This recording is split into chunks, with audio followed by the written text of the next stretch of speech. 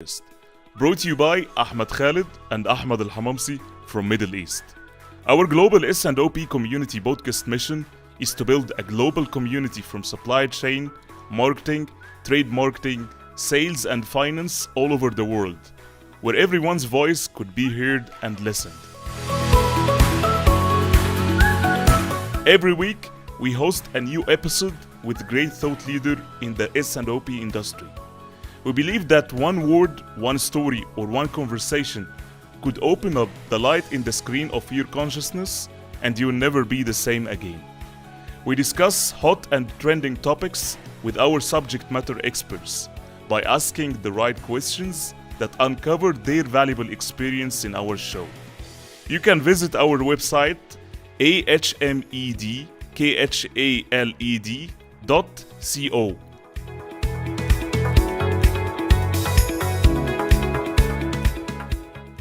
Stay tuned every week with our global S&OP community podcast.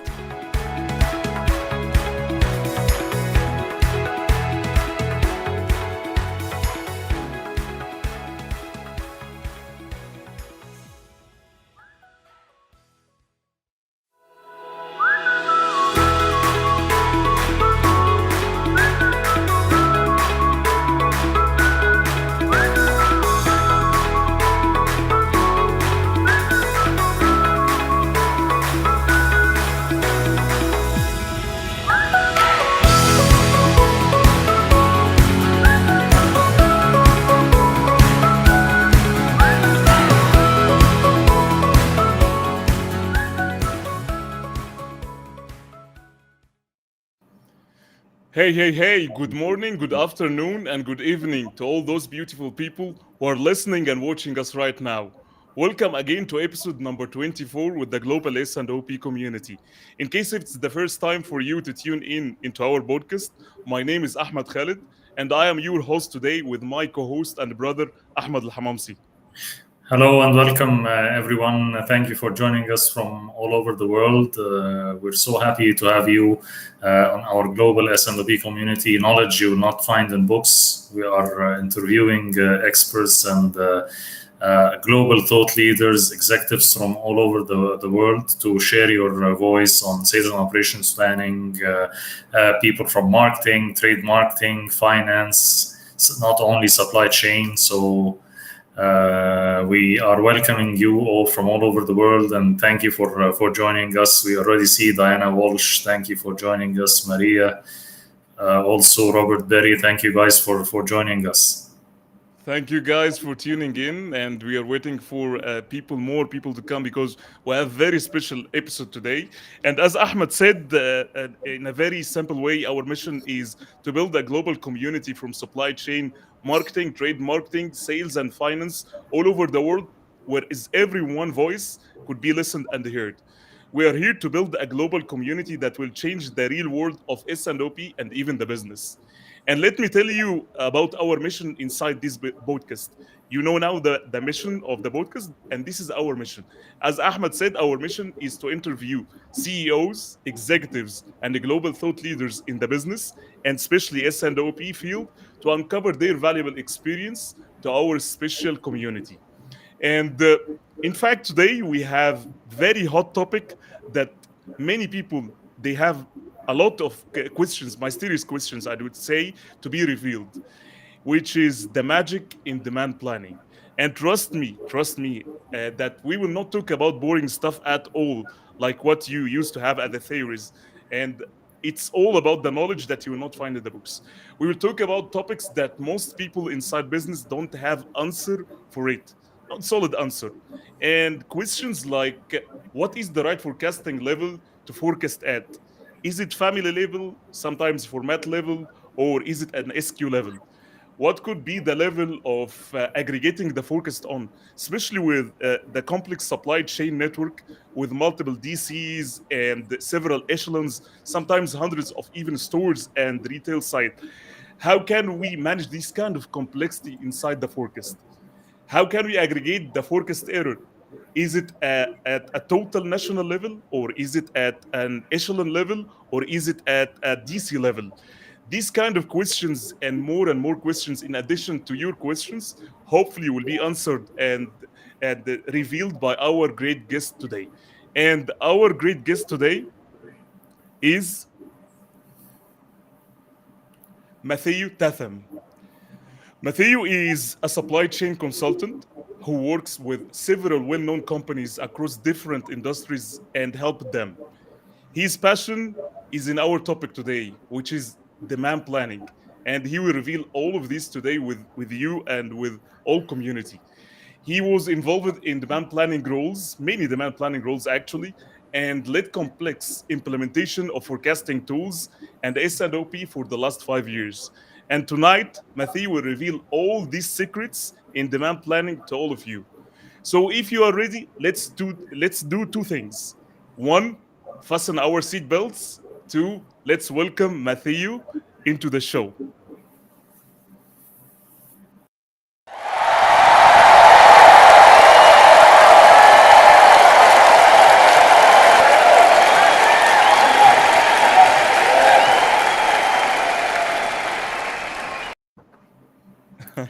Hello. Hey, Hello. Matthew.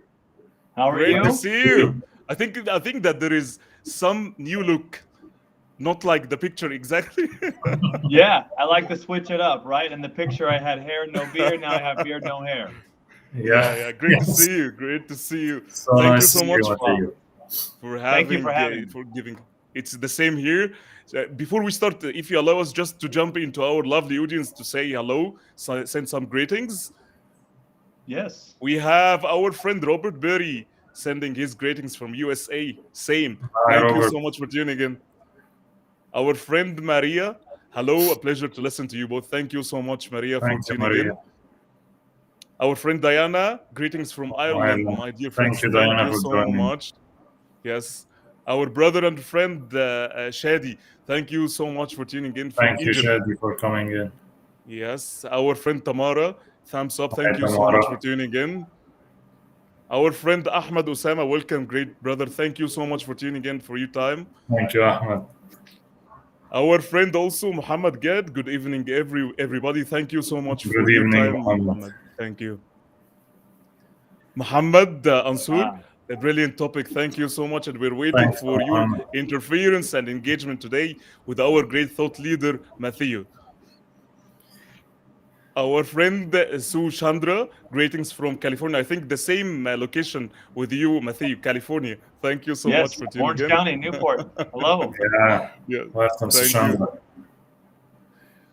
We have our friend Raymond.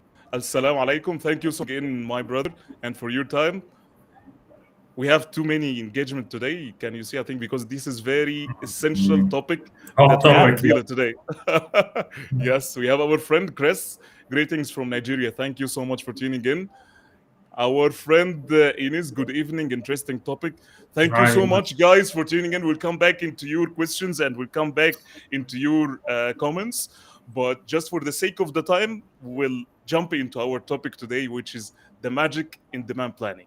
And let me start and jump into the topic directly by asking this question to you, Matthew. Why demand planning is important inside the organization and how can it transform the organization based on your experience?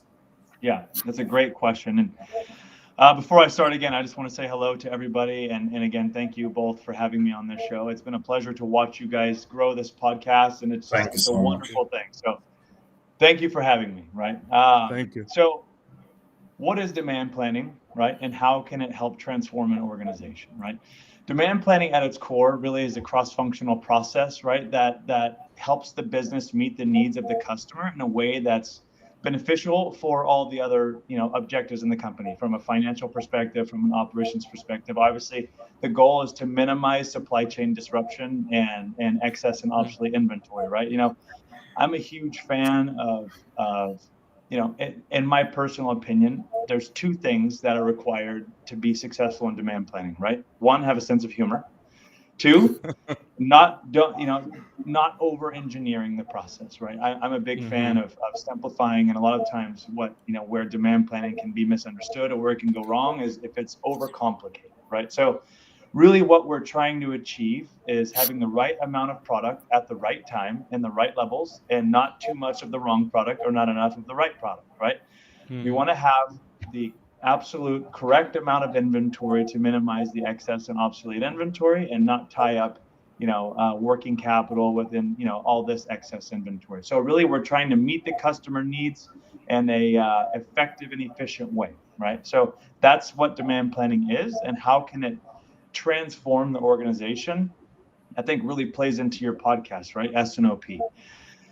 Traditionally, demand planning has existed for, a long time, right? But if demand planning operates here, supply planning operates here, finance operates here, and none of them ever communicate, what good is it, right? Finance has budgets, marketing has, promotions, and everyone has their own set of plans. But if you're not aligning on what those plans are, then, might as well not have a plan in the first place, right? So demand planning really can help shape the organization by its contribution in the S&OP process. Yeah. Right. Totally, 100% agree, and good simple answer. I think, Matteo, yes, of course, if we meet the right customer service levels, we make sure that we have service level agreements on the ground, and meet it through the working capital and balancing supply and demand. I think it's this is the key, and through, of course, as you said, S&OP, meeting one plan, aligning with the vision and all that. That's the key to the success for the organization. Yes, I like what you said, Matthew, which is demand planning, it's sense of humor, and demand planning also as well, it's 1+1 sometimes doesn't equal 2. And this is the because you are inside the business. It's not more into theories. And I kept saying this in the same way that demand planning, yes, analytical skills you should have, but you should understand what's going on in the marketplace. Because what I see from a real experience, you will see that most demand planning teams, they are very good in analysis, but post the evaluation, what's happening. But demand planning, it's the power of expecting what's going on and challenging the status quo. What are the drivers of the demand? What shapes the demand in that way? How it looks like, not just post the evaluation. Once the actualization happened, then I will see, guys, no, this is something happened, and we need to take care about it in the future. And this somehow it costs the organization a lot. Because if you don't have a capable demand planning, just relying in the history it's essential, but it's not the most essential.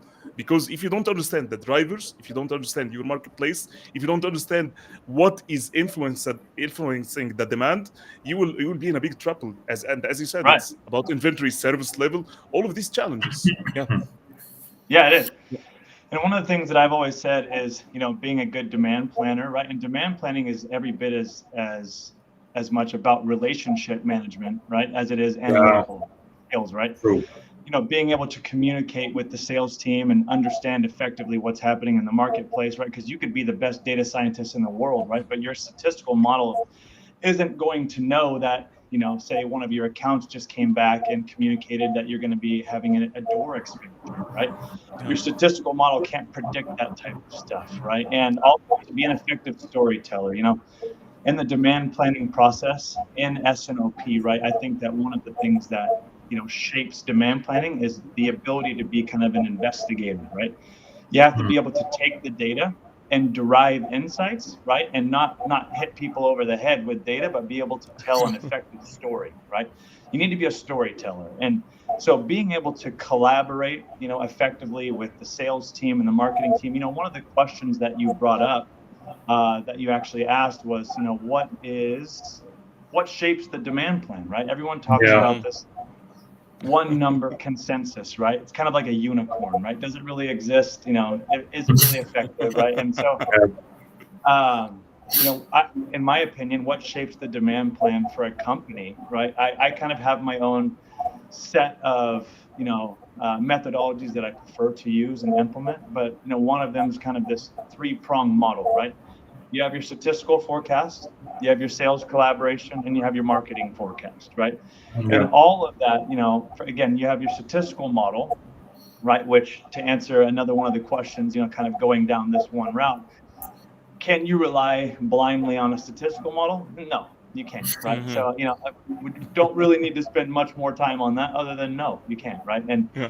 the reason is, for example, in 2020, right? If I would have just relied on a statistical model using some year-over-year analysis, you might have been somewhat accurate within, say, a 2 to 3 week window of purchase orders for Amazon Prime Day, right? But as you know, 2020 was 2020, right? And things changed. Prime Day moved, for example, right? Mm. You can't use a statistical model for that because you would have procured inventory, right, to be able to fulfill customer need at the incorrect time. So it's the collaboration with the sales team to understand, no, we need to move that volume from this date to this date, right? Or again, the door expansions, right? So you have your statistical model as a baseline.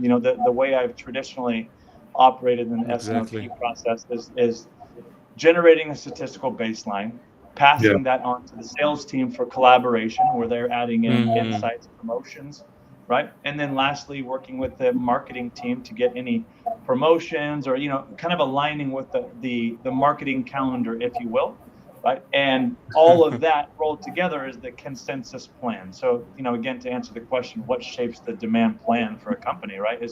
Is obviously the overall budget with the financial team, right? And it's the growth. You want to support the growth, right? But one of the questions that I'm always asked is, in your three-pronged model, you're not really considering finance, right? But you absolutely are, right? Because you're building that into the statistical model, right? You have the growth, you know where the company's headed, right? So again, it's the baseline, pass to the sales team for collaboration, then pass to the marketing team for a consensus plan. And that's really what I think shapes the demand plan for a company. Yeah. Yeah. Yes, that's a great answer. I think you're totally right. Because as Ahmed was saying, some demand planners are like mathematicians, or think that the statistics is only what shapes the demand. So yes, it's totally about collaboration between the teams. You don't have usually the knowledge on the ground, what's happening in the market. Maybe what's happening at the macro level, maybe but in the market, or if you're working, depending on, of course, on the type of work. If you're working on, for example, some kind of manufacturing or FMCG, they will more understand what's happening with the distributor, what's the relationship with the retailer. So you need to know, to get all these insights from the sales team. You need to be working closely with the sales team, trying to attend meetings with the sales teams, with the distributors, to understand how the products are working, what is the fast moving versus the slow moving products, all of that. You need to be working, having a team actually who was working hand by hand with and collaborating with sales and marketing. And it's all about collaboration. It's not about theories. Like you said, building a baseline and adding to it all the uplift promotions and all that. Exactly. Right. Thank you, Matthew. Let's come back to our audience. Thank you. We have our friend Enid. Good evening. Interesting topic. Thank you so much for tuning in. Our Hello. friend Mamouche. Greetings from Mogadishu. Thank you so much for Hi. tuning in. Thank you for joining. Somalia, I think. Yeah. Yes, thank you so much. Our friend Ahmed Usama Ali. Hello, great to see you. Thank you so much for tuning in. Our brother Muhammad Ansur, good evening. Greetings from UAE. So, Hello, Muhammad is Mohammed. with you. Yes. Hello. Yes. Muhammad, Hi, Mohammed. thank you so much. Our friend Sharihan Mansi. Hello, dears. Thank you so much for tuning in. Hi. Our friend Sushandra. Hello. Thank you also for Hi. tuning in. Khalid Said, he's sending his greetings. Great effort and very important topic. Thank you so Thank much you. for tuning in, Khalid. Daniela, greetings from Ecuador.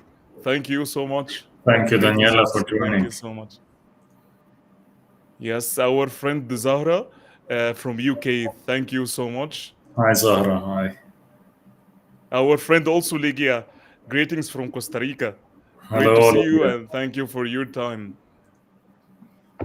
Our lovely friend Diana. Great topic. Thank you. Thank you. And Our friend Chris Jackson is Hi, sending Chris. nice one, man. Thank you for the presentation. Thank you so much. We have Asif. Hello, everyone. It's amazing topic. Thank you. Thank you. I think there is some interesting a comment here. Yeah, Comment. I was looking at those questions. Yeah. Yes, yes. We have our friend Ahmed Qasim. Is GIT concept still valid with the current challenges in the supply chain?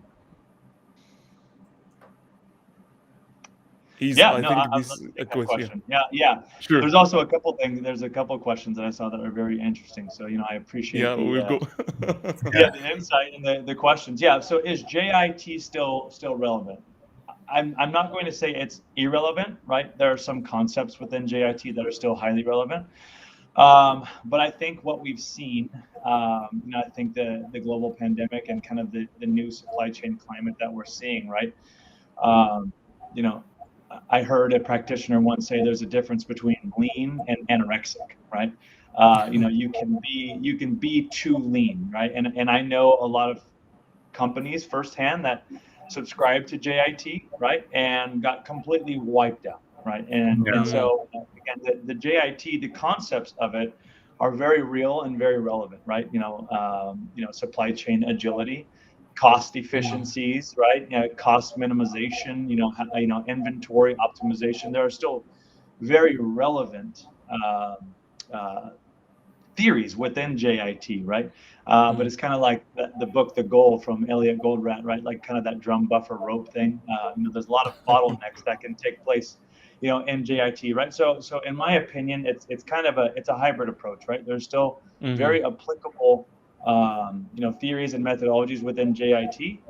But I think, adjusting some of the lead times within the process or just the quantities that you're buying, right? Kind of building more of the traditional safety stock, policies into JIT, right, would kind of be, in my opinion, a hybrid approach that would be more effective in today's climate, especially with Yeah. all the shipping challenges that we're seeing. And I know that your last podcast was on that as well, right? So it's not just the pandemic. Yeah, I think you have covered it 100%. Just Yes. if you allow me, I'll add something on this. And Sure. as you said that just in time, it's all about partnership and the understanding capability of your total ecosystem of your supply chain. It's not just applying your just in time and you end up with a service level hits or just a reliability challenges with your supply chain partners. Because if you don't understand the capabilities of your supply chain partners, you will end up with hitting just you're focusing on your inventory levels just to manage your inventory levels. But this definitely, if you don't have a reliable supply chain or supply chain partners, you will end up with some challenges in your service. And by default, Sure. this will affect definitely your total business and your total top line sales from that point. So just not moving into just in time. And as you said, it's for sure it's better to have a hybrid model. But before doing such things, you have to assess your supply capability and your supplier development, just to not move directly and end up with some challenges in that point. Yeah, Right. exactly. I think it's about also the level of maturity of your supply chain. You cannot just go directly on GIT while you don't have good supply relationship management, like you're saying. Yeah, and just in time, yes, trying to reduce the inventory, of course, and increase the inventory turnover. But it's as you said, Matteo, it's tough, not easy. As if something happened, like a pandemic or something, you could be hit hard and wiped out. So Yep. as you said, must be hybrid, and we must check first the level of the maturity of our supply chain. Where are we exactly? Exactly. And Right. Exactly. to end. Yes. Yes. We'll jump into the next comment. And is I think a key input to demand planning is understanding and analyzing the customer behavior.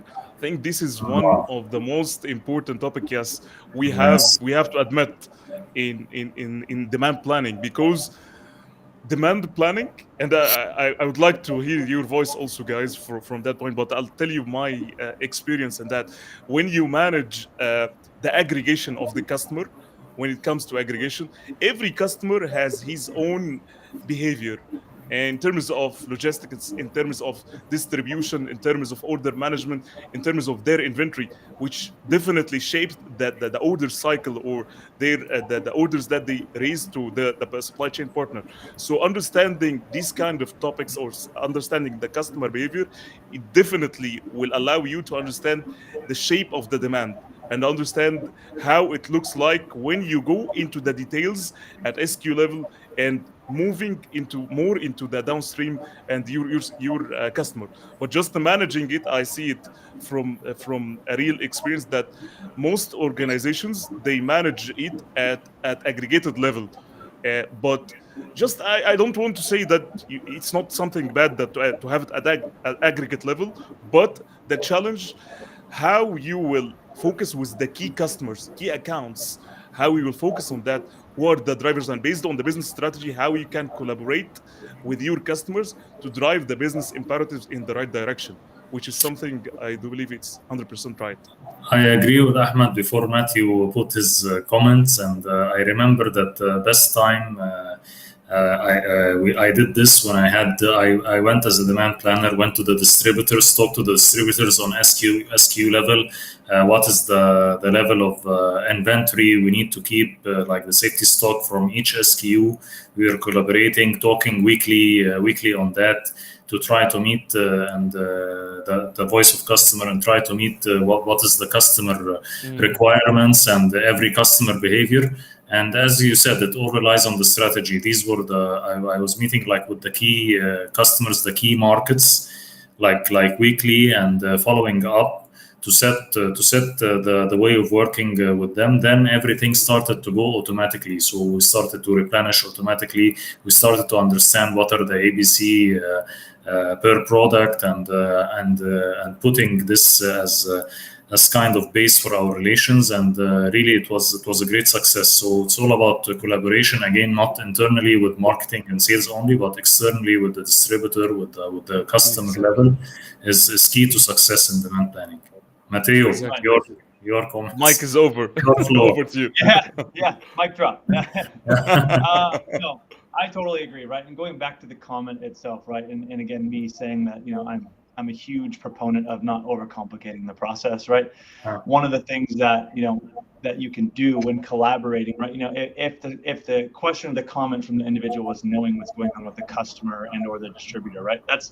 That's all information, right? That resides with other individuals in the company as well, right? So the S&OP and the collaboration process with the sales team is totally critical, right?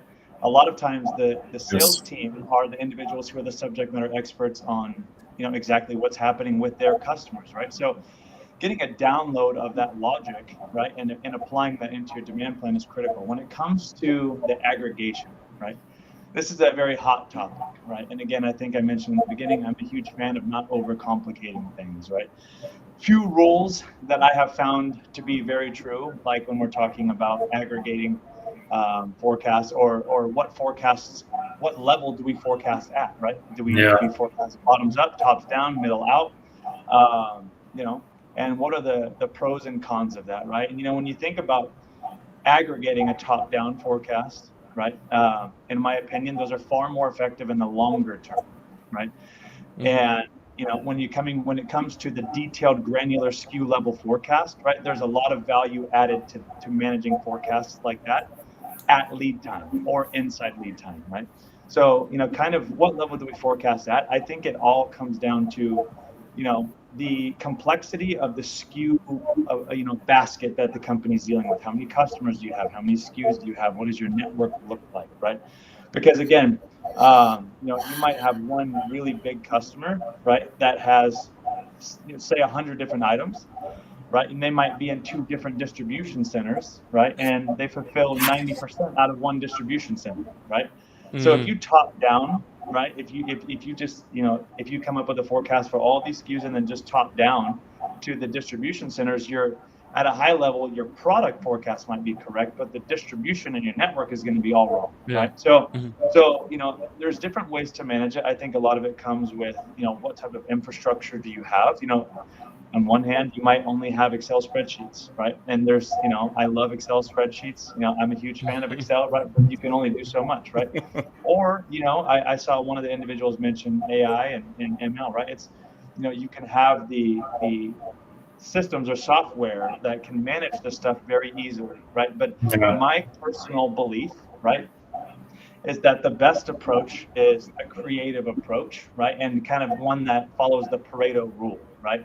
So when you're thinking about, you can do it. I've done it a couple ways, right? When consulting, one of the most effective ways that I have found in forecasting is the Pareto Rule, right? Maybe your top 80% by volume or by revenue items, you forecast at the 20%. SKU level. You forecast at the SKU level, and you top down the rest, right? Yes. Or when it comes to one of the questions was, how do you split within the network, right?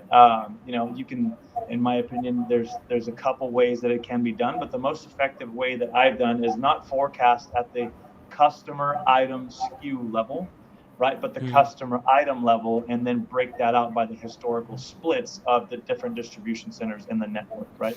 Because there are a lot of times where you might have to fulfill a customer order out of a different distribution center because you're out of stock in one, right?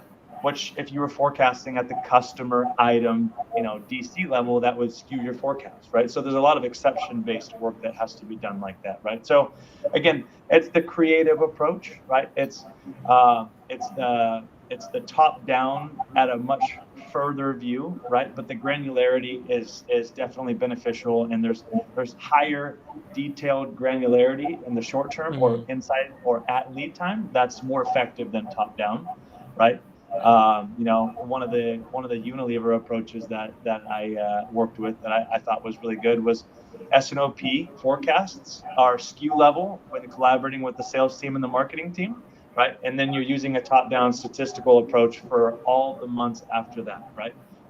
Even if it's an 18-month horizon and your lead time is 4 months, you're doing a SKU level forecast for the next 4 months, collaborating with the sales team, doing the whole S&OP process, right? And then top-down approach for the rest of the the 18 months or 14 months, right? Yeah. So again, there's definitely value in both, but it's definitely not a one-size-fits-all approach. Exactly. Yeah. True. Yeah. True. 100%. And I like what you said, that most organizations and most companies, they use the one size fits all. And it's all about the time that you spend inside the S&OP versus the output.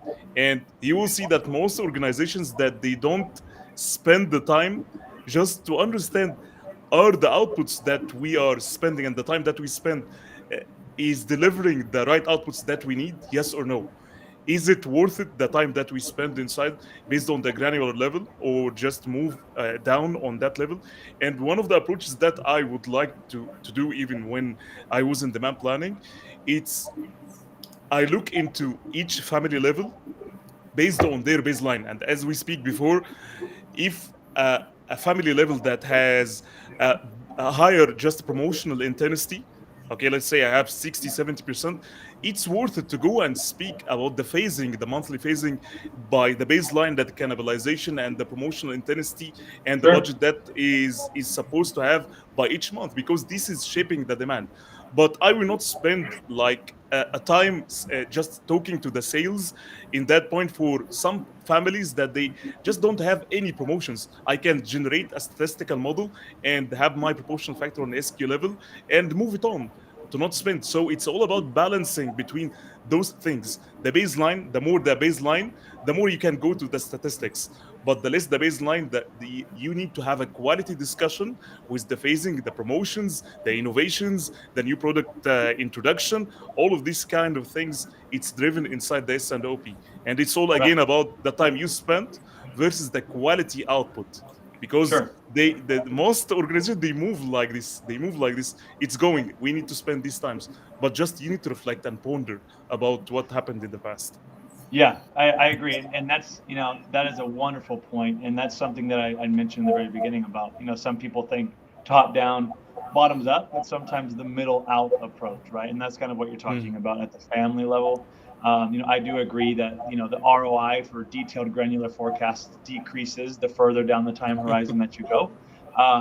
But when it comes to middle out, right, such as your approach, the family level, right? Let's say, you're within your product basket, right? You have 14 different product families, right? Maybe you top down each product family, right, and then aggregate those to the total company or enterprise wide, right? So you could still get granular within top down, if that makes sense. You don't have to necessarily take the highest level revenue number and then just blow that all the way down, right? You can middle out too. So again, that's like, when it comes to, again, demand planning, it's being an effective storyteller, communicator, and having a good sense of humor, right?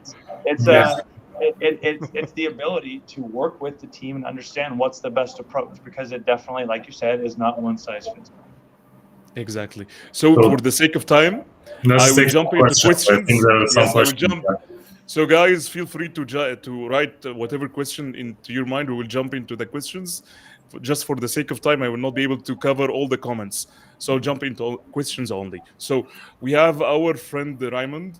He's asking, I suppose, that modeling of demand planning is being challenged and reshaped by the ongoing impact on the global market from the supply chain. Yeah. Yes. Yes, you're right. And I guess the question is, how do you manage that, right? And the one answer is S&OP, right? That's S&OP, right, in my opinion, is one of the most effective tools for management of supply chain and operations of a company, and not just in a crisis, but in general, right? And S&OP, it's become kind of the war room, if you will, right? And so, when it comes to demand planning, right, one of the things that I have found is that historically, demand planning is an input, right, to the forecast and then also S&OP. But in my opinion, obviously, there's a long-standing debate on who should own S&OP, supply chain or finance, right? I know that we only have about 23 minutes left, but if you let me talk for 10 hours on that, I could. But I think, going back to demand planning being able to be an effective storyteller, right? They're kind of they have their finger on the pulse, right? And S&OP is the place where you're talking about these customer exceptions, right? Forecast accuracy, special topics, right? It's demand planning, right, should be putting together the presentation, running the presentation, in my opinion, and again, managing. And S&OP is where you talk about all the exceptions, right? That's historically things have been done in silos, right? And decisions are made at the top and then trickle down, maybe, right? And then by the time it gets to you, something's already blown up. So in S&OP, I think one of the most important things that I've seen lately, right, in S&OP implementations is special topics, right? And so each month, right, let's just say you're talking about your open to buy, right? Right now, our open to buy based on normal factors might be X, right? But we have a special topic this month, and we, based on the challenges that we're seeing in the supply network, right, we recommend a bulk buy, right? And we're requesting an additional purchase, some additional inventory carry, whatever it may be, to minimize our risk and be able to quantify that, right? And getting the answer that you need, right, in the executive S&OP is pretty much the reason it exists, right? We need to be able to present the topics, the issues that we're seeing. We need approval for, special topics. We need approval for exception-based activity, right? And it's all managed inside of the S&OP. And that's, in my opinion, how you manage, in this environment, right? Because a lot of times, some people in the company can be disconnected from the reality of what's going on, right? I've started recently a demand planning humor of the week, right? On LinkedIn, right? But one of the comments was, hey, from the sales team, hey, what's our lead time? Oh, it's 4 months. Oh, great. I just got a $2 million order. I need it next week, right? A lot of times things happen, that people need to be informed as to what's going on in the process to know what is or is not possible, as opposed to making decisions in a silo, right? So that is, in my opinion, how you manage the current environment, right? Yeah. 100%. It comes back to leadership, of course, and the sponsorship of the leaders, and how they are driving the S&OP, how they are driving the discipline of the S&OP. And I agree with you. Demand planning should lead it, because they are part of the supply chain usually, so they understand the lead times, they understand what's happening if it's a production environment, the lead times, the material, the stocks around. And as you said, as you said in this humor part, that sometimes the salespeople they just have the deal, and they don't care about the lead time and all that. So it's better someone who understands all what's happening and what's the lead time, and how procurement team are working, because I worked on both sides. I worked on the commercial side, and I worked on the supply chain side. So definitely the commercial team, sometimes they just pressure to get the numbers, to get the budget. So they need the X amount in like 2 weeks or some time, but it's not possible to manage or get it done. So yes, I'm with you on that. Yes. And Thank you. I can say those things. I can say those things about the sales team, because, you know, being an effective demand planner is about being a relationship manager, right? And I have a great relationship with all the sales team members, so I can say those things, right? So you know, that's critical. It's not taking a jab. I love the sales team. Yes. Yeah. Yes, thank you. We'll jump into the next question from our friend Mamouche. She's asking how demand planning influences supply planning through predicting future demand patterns. So so when we're talking about supply planning and supply chain, right? The one thing I think about is MRP. You know, when people say, why is demand planning so important, right? And you know, when I think about demand planning, a accurate demand plan is the genesis of a class A supply chain, right? You could have the best and most expensive MRP tool. You could have the best supply planners that have ever existed.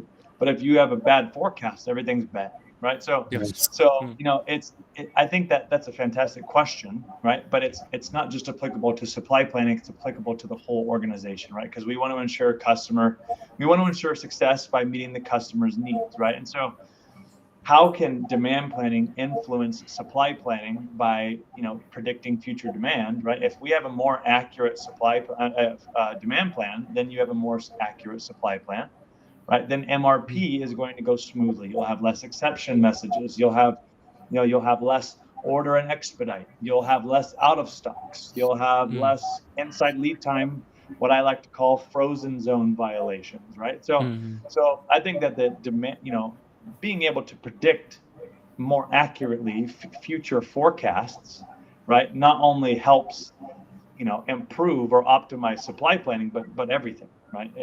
The whole company. So that's why I love demand planning, and you know, if you couldn't tell, right? So I hope that answered the question. Yes, definitely, because the beginning, it's the forecast, and forecast always will drive demand, and demand will drive the master scheduling, and master scheduling will drive the master production scheduling, and master production scheduling will drive your MRP, and the MRP will drive your strategical procurement, I would say. And the game, just to put on what you have said, Matthew, it's about the maturity of the demand planning. Because if you just focus on a shorter horizons, and you have like a peak in the forecast one time, and if you don't have the available resources or the available capacity on that point, it will cost the organization tons of money, because of the, I would say, it's business ways. Because if you don't have this kind of build up the right forecast, and one time you have a spike in the demand and you cannot afford the load versus the available capacity, you will end up with a big business waste in your organization, which will be a lot of costs. That's why it's all about balancing the demand and the supply at the same time. It's not just only one way. Just demand will drive the supply, but demand is always the beginning. As long as you're looking into the short term, medium term, and even the long term, to manage the capacity planning end to end. Right. And you know, and at Blue Skies, you know, one of the most recent consulting projects that I've been doing is with you know, a fairly large life sciences company, right? And it's an MRP optimization project, right? And not to anybody's surprise, right? Kind of in my playbook, one of the first questions is, well, what does your demand planning process look like, right? What are the S&OP processes that you follow? Do you have S&OP, right? That type of thing, right? When it comes to, MRP optimization, right? Or, maybe when it comes to the conversion of planned orders to production orders or procurement or enter warehouse transfers, if you go upstream, right, it all starts with the demand plan, right? So that's always my starting point. Yeah. True, Thank true. you. Always the starting point. Yeah. Yes. We'll jump into the next question. We Yes. have many questions, hopefully, that we can cover. I think, yeah, if we can't cover for all, of course, our audience will be answering after the episode, and I think Matthew will probably will need to have 6 more episodes with them. Please, I love it. Yes, thank you. So we have our friend Jamil. He's asking, do you categorize transportation cost as an operational function? How should demand planners collaborate with optimizing freight costs? Sure. That's a wonderful question. And, one of the things that I have found in the past historically is that demand planning and demand planners do not traditionally just do demand planning, right? A lot of times demand planners are actually supply chain planners, or they're demand planners and they also do operational special projects, right? So should we categorize transportation costs as, or what was it, transportation or transportation cost? Yes, transportation. Yeah. So yes, in my opinion, transportation costs as an operational function, right? You have your warehouse and transportation as a GL, right, on the P&L, WNT, right? So, one of the things that I have found and some of the operational excellence, initiatives that I've worked with in the past is obviously just operational cost reduction. Warehouse and transportation, right, absolutely can be affected by demand planning, right? Because if you have, let's say you have 6 warehouses, right, and you are, going back to our level of aggregation, if you have 6 warehouses and all those warehouses have inventory, right, one of the outcomes of a demand plan, right, or a supply plan MRP process, right, it could be we need to transfer product from A to B, or warehouse 1 to warehouse 2, right? And if you're having to do that too often, if you have too much of the wrong product, I'm sorry, if you have not enough of the right product at the right place, but that inventory is somewhere else in your network, right? You have to transport that, right? So, intra-warehouse transfers are a huge part of warehouse and transportation costs, and which is therefore a huge part of the P&L, right? And so, yes, I definitely would categorize transportation costs as well as warehousing costs as an operational function. And demand planning can collaborate, right, with everybody on, in operations to understand, where's, to do the root cause analysis, right? Like where, over the last 6 months, we've seen a steady increase of 6% per month in our warehouse and transportation costs.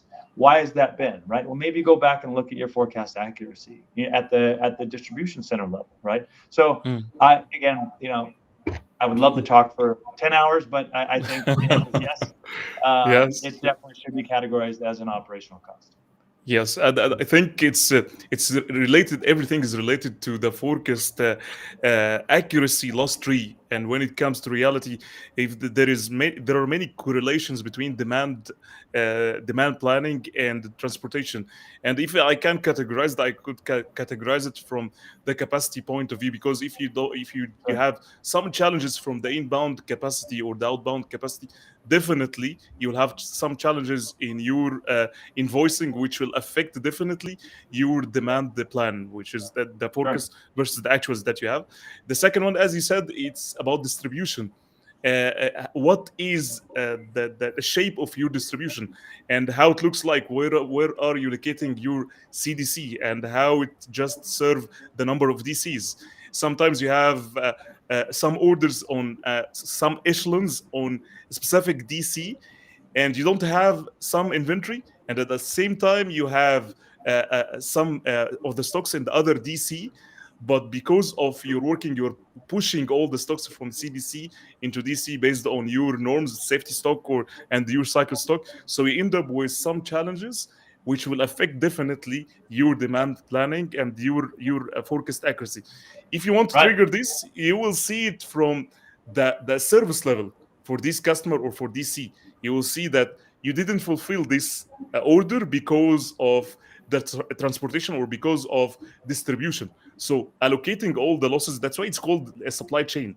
It's all about networking and Yep. how you can come back and relate all of these losses and drive the right actions into the place.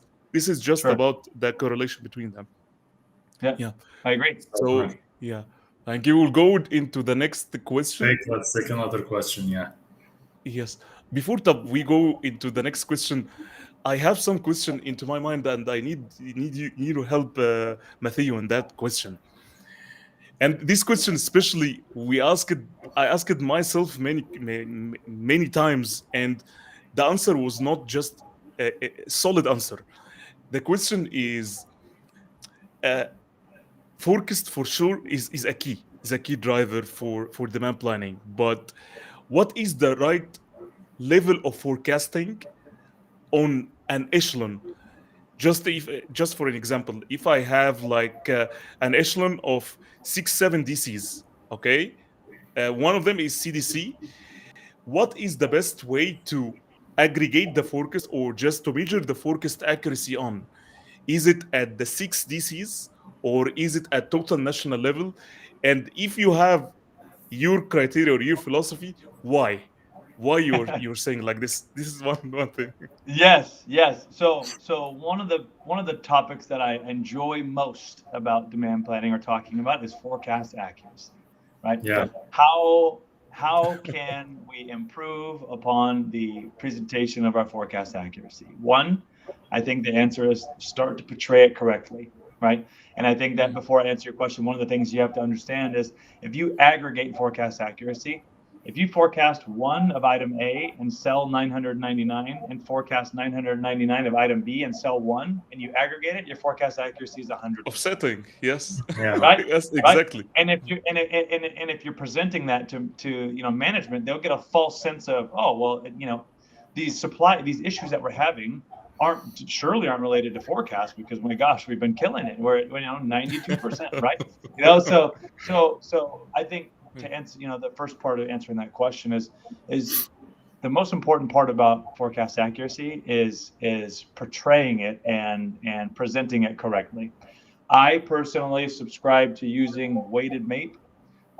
That's basically looking at it's the item level error aggregated, right? And I have found that the best level to look at the forecast accuracy is an item level weighted MAPE aggregated to the family level, right? So that you have the ability to drill down to the item level, right? Like if I have family A, you have like A, B, and C, family A, B, and C, right? And if one of them's 80%, one of them's 70%, one of them's 50%, then you have the granularity to drill down into the 50% and see where the major errors came from. So first part of your question is aligning on what method of forecast accuracy you'll be following. I'm not saying weighted MAPE is the only way, but it's what's worked best for me. Also, weighted MAPE at lead time, right? Not not what was July's forecast for July versus actuals, right? It's what was January's forecast for July. So when you're talking about echelons, right? One of the ways that I've always built out my forecast accuracy is at the most granular level, so that you can aggregate it any way that you need to, right?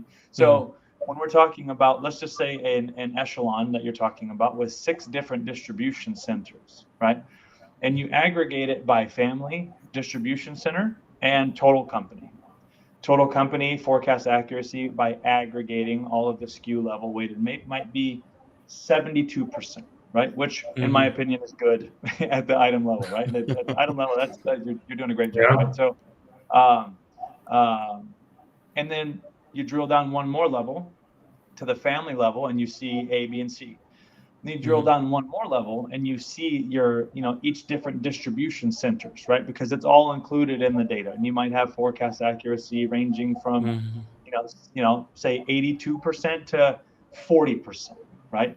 And being able to understand and know why those errors are happening, right, is the critical piece to even what I was mentioning earlier, right? The W&T, the inner warehouse transfers, that type of thing. And also, again, it's all connected, right? S&OP is all connected. So one distribution center might have a huge swing in forecast accuracy from 1 month to the next.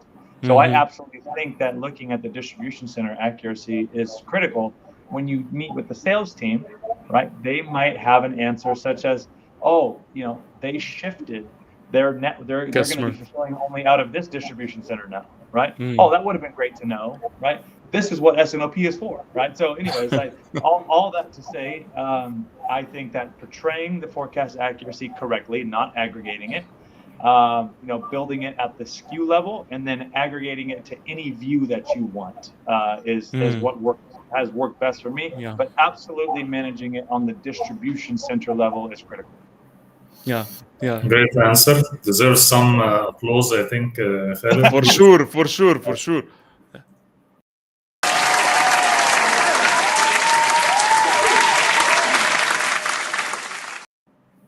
Thank you, Matthew, for this amazing one.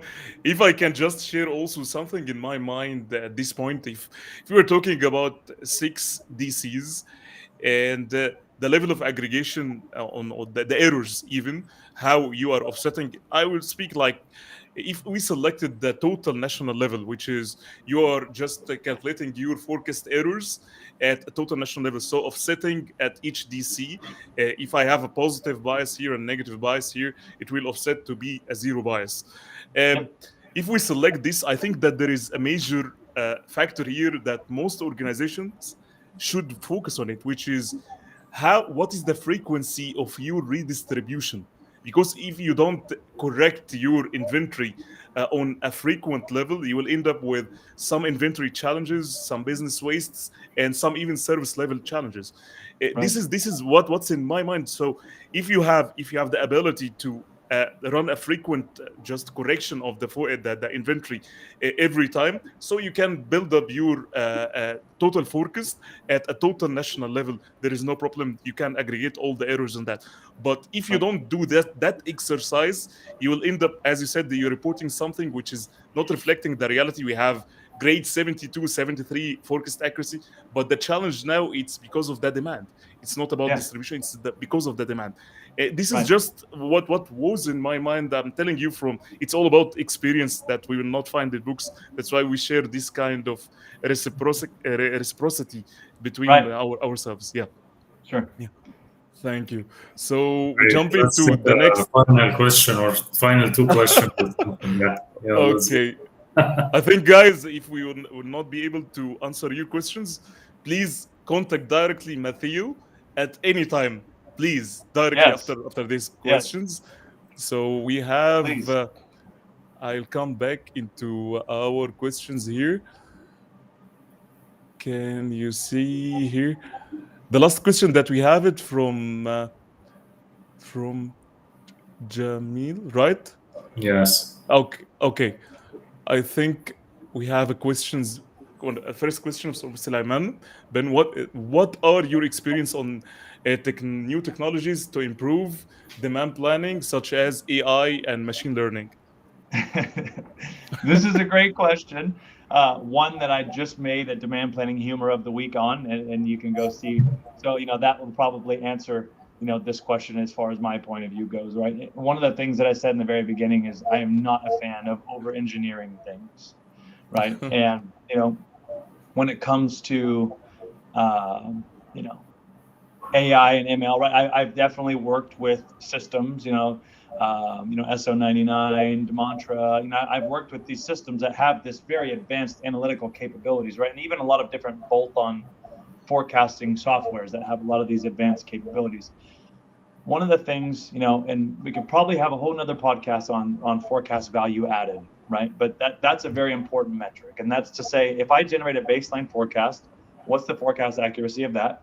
If I then overlay that forecast with sales data, what's the forecast accuracy of that? Right. And then so on and so forth. Right. And eventually, in my professional opinion, you start to have diminishing returns when it comes to AI and ML right now. It's still pretty new, right? And the ability to build into a sweatshirt forecast, the fact that, on average, we've taking, these environmental factors, saying on average over the last 10 years, we've gotten 0.8 degrees hotter each year. So I think that we need to build that into the forecast, right? Probably no ROI to that, right? So I think that right now it definitely has a place.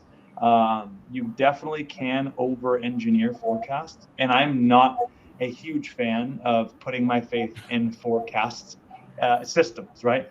I like the Delphi method, right? Generate some numbers and sit down and talk to somebody and come up with a plan, right? As opposed to, we put we put POS data, we put historical shipments in here, and it took all these other 90 million metrics and it generated a plan, and that's it. This is what we're going with. I have a hard time with that as well. So it's definitely growing in its capabilities. I've seen some really exciting new technology, but to me, there's no exchange, or there's no substitute for S&OP and a good demand planning and forecasting process. Right? Yeah, I agree with you. It's all about people and the collaboration. I think it's more important than technology. What will make it work and what will make it happen is always people talking to collaboration with different departments, collaboration with the different the distributors, and internal and external collaboration. We cannot shift that with the technology, no matter how advanced it is. Yeah, it's good to have the technology, but we always need to have like this hybrid model, as you said. Yeah, technology can be for the baseline, but we always have to go back to the ground and people on the ground and take their insights and talk like the Delphi method, like you said, and have meetings and judgments. Yeah, 100%. If you allow me just to share with you a story about this challenge, which is the artificial intelligence and machine learning. And if we can reflect, I have my friends, they work in multinational companies, and they use many softwares just to generate their forecast, statistical forecast, using all artificial intelligence, many factors, many inputs, many outputs, all of these steps in the same time. And when it comes to the output itself, you will see that the suggested forecast by phasing by month, it's doesn't make sense when it comes to the cash up. Maybe at a volume level, it makes sense. But when you have the finance review inside the S&OP, you'll find this number. Let's say I sell with X millions. I found that I have 1.5 millions. I didn't have it before in my history.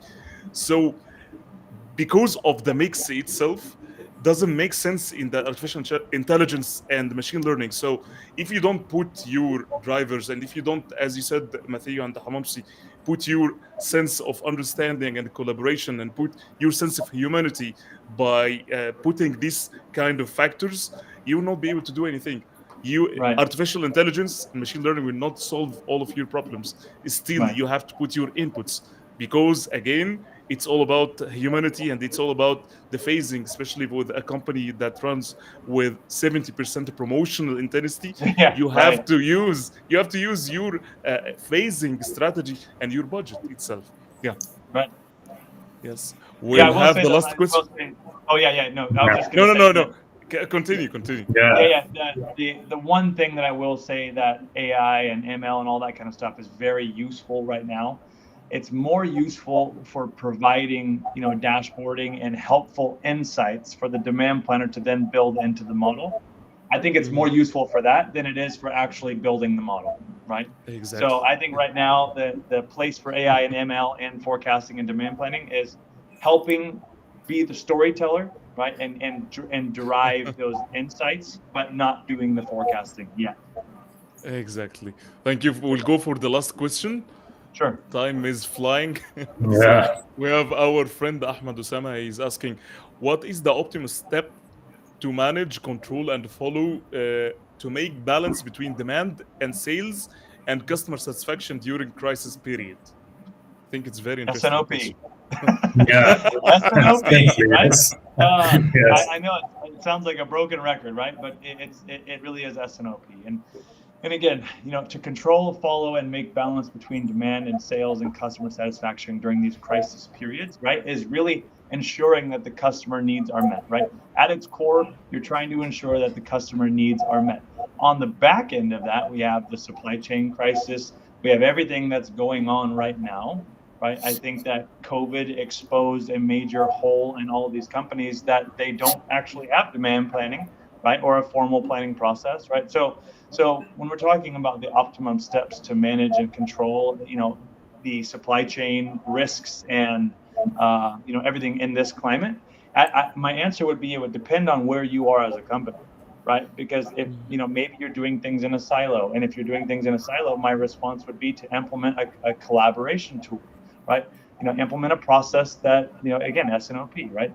If you already have S&OP, right, ensure that executives are attending, ensure that you're actually highlighting and getting the data and the information in front of the decision makers that needs to be addressed, right? Because really, when it comes down what you're talking about to this crisis period, right, is product availability, right? We need product. So again, when it comes back to maybe we need approval to increase our safety stock buffers right now, Yes. right? Maybe Yes. we need approval for whatever it may, in an exception-based purchase order because this one supplier that we have is at risk of whatever it may be. It's bankruptcy or something. Yes, exactly. It's that type of collaboration and steps that I think are critical during times of crisis. Yeah. Also, the last thing is customer allocation too, right? And I think that's one question that's been kind of a hot topic is at times you might be forced to sit down and have a conversation with what customer do we supply, right? We don't have enough inventory to supply trade-offs. all of our customers. Yeah, trade-offs. Right? Yeah. Right. Yeah. So again, but all of that is done inside S&OP. So S&OP is the answer. Yeah. 100%. Thank you. Thank you, Matthew, again. And I think, again, time is flying. As usual, when we speak about demand planning or core S&OP, that the amount of engagement is really amazing. So we would like to excuse us if we couldn't just cover all the questions. Please, if you have any question, don't be hesitated just to contact directly our great thought leader today, Matthew. At any time, just feel free to connect with him on LinkedIn. And we'd like to thank you again, Mr. Matthew, for your time and your amazing experience and insights and values that you shared based on your lovely experience. We used to say that it's knowledge that you'll not find in books, and which is really something that we have absorbed today from you. Right. And would like also to thank our audience that Yeah, they are exactly. engaged. The audience engagement was amazing today. A lot of questions and really great insights. And of course, Matthew, thank you so much for your time. Thank you for your insights, sharing your experience. And we're so happy. We're glad to have you today. And we hope we can have you again soon. As you can see, the engagement level of engagement was great. And Yes. people need to, that's a hot topic that needs more than one episode. Sure. Yeah, and thank you both very much. I really, really enjoyed this. And again, it's been a pleasure to watch you guys, grow this podcast. It's been amazing.